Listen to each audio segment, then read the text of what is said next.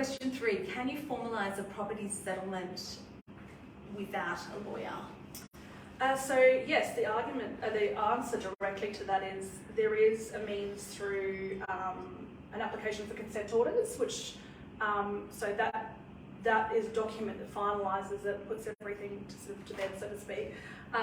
But I do find that even with clients who try and go down that road themselves, get into sort of issues because the court requires particular wording in those documents to be able to endorse them, and that can be difficult for sort of someone who's not in family law to understand and draft.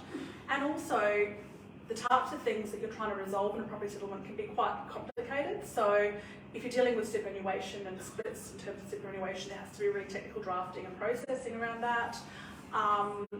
You also want to ensure that that settlement covers everything. And yeah, that's right. So I was going to ask you, so if you go through this process and do the consent orders yourself and you do them wrong and the orders are made, what do you do then? You're stuck. You really are stuck because you don't really get the opportunity to go back again just because you didn't have a lawyer involved. Yeah.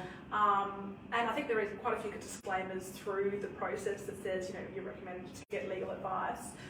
The court might come back and find some issues, but things that sometimes get forgotten, for example, are ensuring that there's a clause, saying that any inheritances or any future funds that you receive, should remain yours.